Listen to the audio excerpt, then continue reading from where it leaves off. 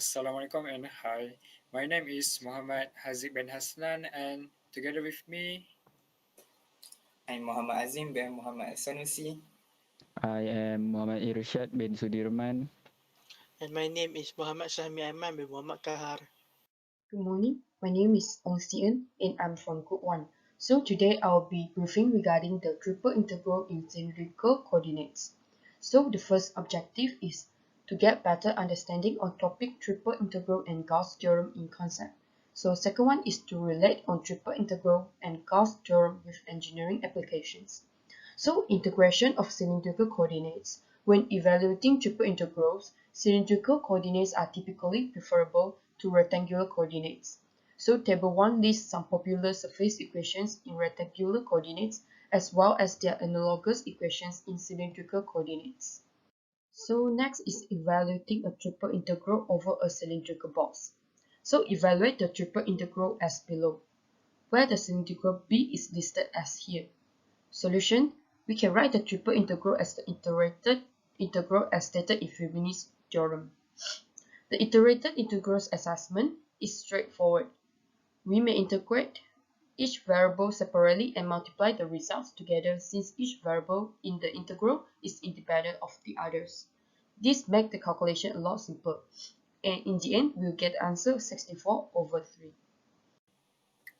for the next example, we will use triple integral in cylindrical coordinate to find the volume of the solid bounded x squared plus y squared is equal to 16, which is a circle at xy plane, and z is equal to 36 minus x squared minus y squared, which is a sphere, and z is equal to 0, which is, we will know that the base for this volume is at xy plane. And then for the triple integral, the integrand is 1 dz r dr d theta, and for the limit at dz is 0 36 minus r square, because as we know, for this cylindrical coordinate, x square plus y square is equal to r, and the limit for the r is 0, 4, because the radius for xy plane is 4, and the limit for d theta is 0 to and 2 pi, because as we know, this is a full circle. And for the first integral at dz,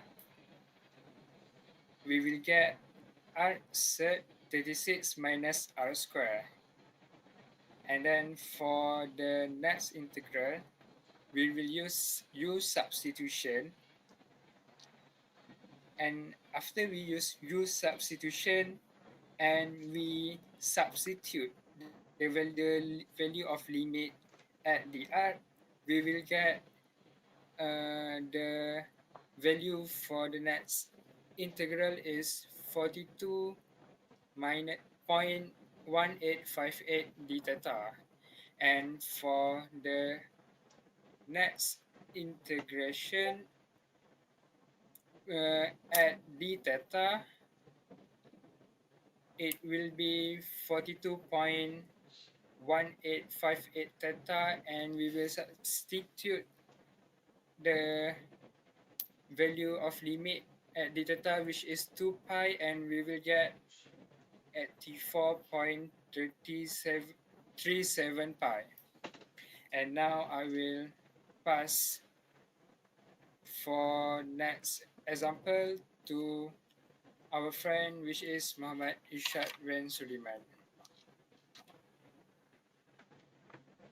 Okay, next for the application of the triple integral. First, we look at the image above. The above image is a plumb bob. It's a simple yet a very essential tool for engineers to help with their work. Plumb bob varies in size, and of course, its mass and weight varies too. So in order for engineers to get the perfect result in their work, they must use the suitable plumb bob. So by using triple integrals, we can determine the plumb bob mass. Right. First, let's say we have a common cone shaped plumb bob with a height of 7 centimeter. Then let's say that 1 centimeter equals to 1 unit. So we bring this information we have into a 3D graph, and we will get a cone shape that intersect with a z plane. So the cone shape equation is squared third x squared plus y squared, and the plane is z equals to 7. So if we look from the z-axis direction, we can see that the intersected area is forming a circle. With this, we can say that 7 equals to third x squared plus y squared, and we will get 49 equals to x squared plus y squared. Thanks to the circle, we can define the boundaries for r and theta. The boundaries for r is 0 to 7, and the boundaries for theta is 0 to 2 pi. And also in cylindrical coordinates, cone has equation of z equals to r. So the limit for z is r to 7. Now with all this information we have, we can start doing our triple integral. We will first integrate r dz, and so when we integrate it, we will get r 7 minus r, and then substitute the number, substitute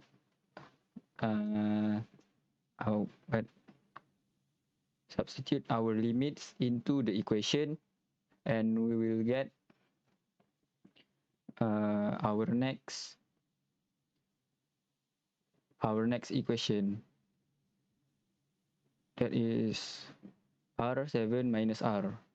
So then when we will integrate r7 minus r, and we will get 7r squared over 2 minus r cubed over 3.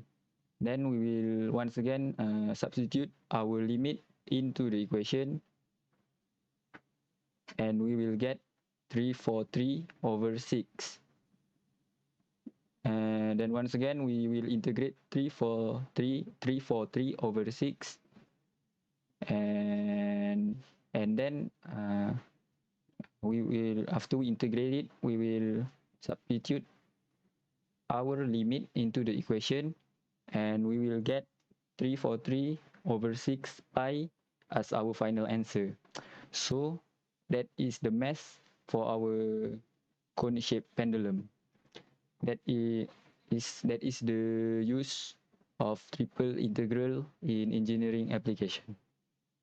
Next, I will invite Muhammad Syahmi Aiman bin Mohammad Kahar to explain his part. Okay, for my part, I will explain about divergence theorem.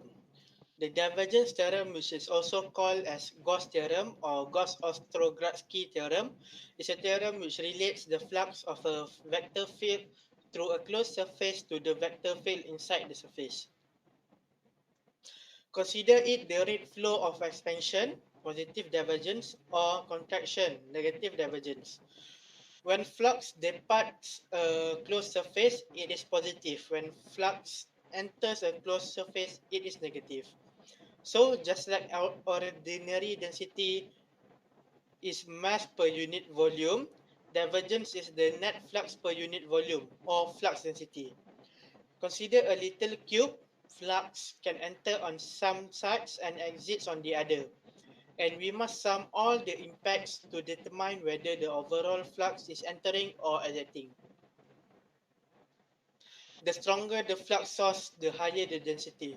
A deviation of 0 indicates that there is no net flow change in the region, which means divergence equal to flux over volume. How can we transform that thing into an equation now that we have an intuitive explanation? Take a little unit of volume and quantitative flux, passing through it, like you would in calculus. The total flux going via the x, y, and z dimension must be added up. Consider a cube with sides of length dx, dy, and dz at a measurement point. We calculate the net flux by adding the x component change in the x direction to the y component change in the y direction and the z component change in z direction. If nothing changes, we will obtain 0 plus 0 plus 0, which suggests there is no net flux. In maths, total flux change equal to field change in x direction plus with field change in y direction plus with field change in z direction. Or divergence equal to limit flux over volume. After that, I will pass the next presentation to Mohamad Azim. Okay, so let's go to the question of divergence theorem. The question is, let V is equal to negative Z over Y at Z and 0 be the velocity field of a fluid. Let C be the solid cube given by limit x 0 to 4, limit y 0 to 4, and limit z 0 to 4, and let S be the boundary of this cube like figure 1. So let's find the flow rate of the fluid across S. The flow into the cube cancels with the flow out of the cube, and therefore the flow rate of the fluid across the cube should be 0. To verify this intuition, we need to calculate the flux integral by using the divergence theorem. As we see, double integral v ds equal to triple integral divergence v dv.